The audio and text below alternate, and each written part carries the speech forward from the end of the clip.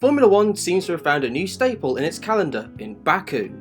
Whether that be for the chaos it usually causes, with all the challenges that it brings, it's become a race which people usually circle in as being one they have to watch. With its very unique layout, which blends tight and narrow bends to fast and daring sections where overtaking is certainly possible, it makes it a track that's hard to set up for. Since its inclusion in 2016, everyone has always looked forward to Baku. However, everyone seems to forget that the Azerbaijani capital had hosted top-level motorsport just a few years prior to F1's visit. In fact, had it have not been for F1, there's a chance that this track would have remained on the GT World Challenge schedule. The story begins in 2012 when, at that year's Spa 24 Hours, the plan was announced to hold a street race in the Azerbaijani capital. With there being just 3 months till the track was meant to be turned into reality, work was done, I'd imagine, somewhat hastily. I mean, I have to assume so, given how the track was completed just one day ahead of when the cars were meant to be on track. With the transportation of 1,540 concrete blocks being one of the hurdles to overcome. The event was organised by the same people who ran the street races in Bucharest, that was run under the City Challenge banner. Now, if I'm being honest, the first iteration of the Baku street circuit is mostly just 90-degree corners. They vary in terms of width, but other than that, most of the circuit is just 90-degree corners. So, without wishing to go over them in much detail, I'll talk about the non-90-degree bends. If you recognise a location from the wide shot over the start-finish line from somewhere, yes, you are right. This is the same place as the start-finish line for the F1 track, taking place in front of the Government House.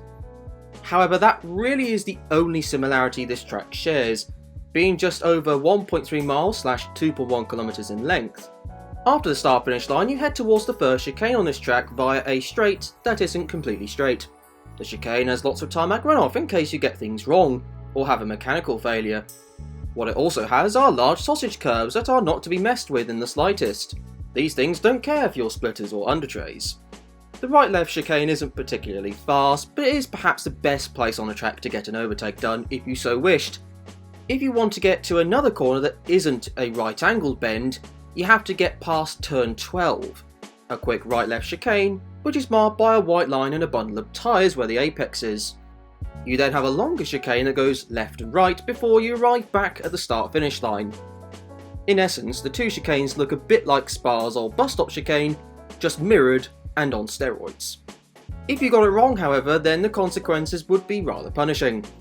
This track didn't last very long as the congestion caused by hosting the race was huge, and it was realised fairly quickly that for this to work, a new location would have to be sought.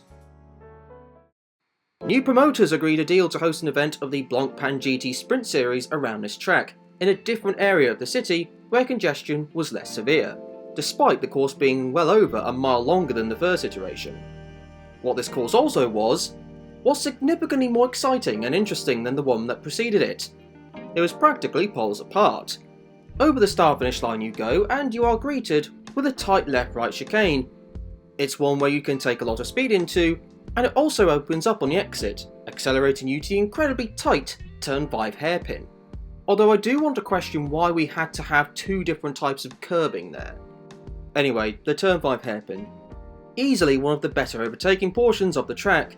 Heavy braking zone, wide enough to fit multiple cars side by side. What more could you want? Speaking of what more do you want, I personally don't want what comes up after the hairpin.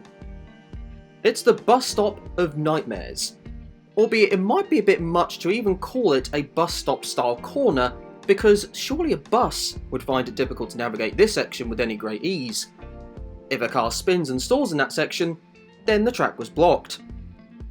Now I know why that section was put in place, because cars would not have much runoff if they had a car failure at the following fast right-hander, resulting in what would be a very heavy impact. I have no issues with what that bus stop-like section was intended to do. However, the solution they had for 2014 was much better, although I'll come back to that later.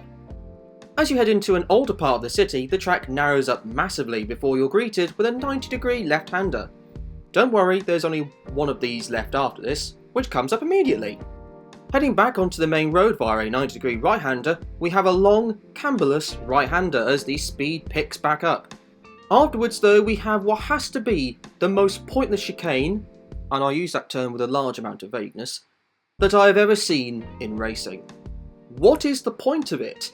It's nigh on non-existent. The cars go over the curbing like it's absolutely nothing. I imagine it's meant to be a bit of a speed decreasing idea so that those monstrous supercars don't charge towards the following hairpin at turn 16 at 1 billion miles an hour.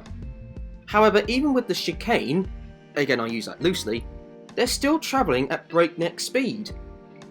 Speaking of the hairpin, this is probably another one of the better overtaking places on the track. The braking zone is downhill ever so slightly, so getting the stopping point spot on is a bit tricky. This version of the hairpin works a bit like half of a roundabout. What feels like a never-ending radius leads you going back up the opposite side of the road you've just been on. It's put to the firewall for around 8 seconds before you're met with another speed breaker chicane, which actually is a chicane this time.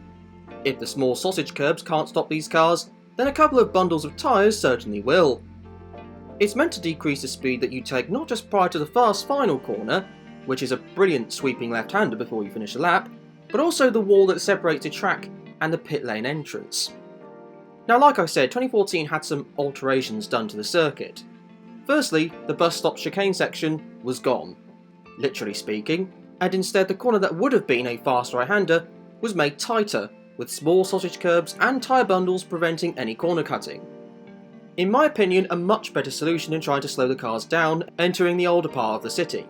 The chicane that wasn't that much of a chicane was removed and left a much more conventional run to a much tighter hairpin.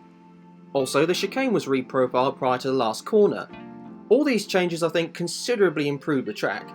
However, by the time the track had gone to a level where there was perhaps a consistent layout to be used, GT racing would no longer be taking place in Baku, as F1 was coming to town, city, leaving the GTs to head over to Zandvoort instead, which isn't a bad thing necessarily.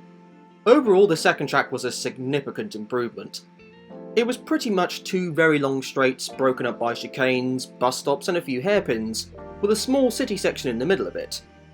Perhaps a rather simple course from a map perspective, however the action was spectacular, and in my opinion is a fair way better than the previous circuit, which just looked a tad boring. Even though the second iteration had issues of the track still being built in the early part of the race weekend, causing havoc to the schedule, and the tarmac being pressure washed overnight to leave a very slippery track surface, I'd very happily see racing return to this layout of Baku. It's never going to happen of course, but still, it would be cool to watch all the same. Anyway, that's going to be it for this episode. Thank you very much for watching. Would you take this layout of Baku over the one used by Formula 1? Or would you surprise me and say that the original circuit should be brought back at all costs? Say what you think in the comment section down below, along with any other street circuits you'd like to see featured in this series. However, until the next video, be kind to each other and enjoy the rest of your day.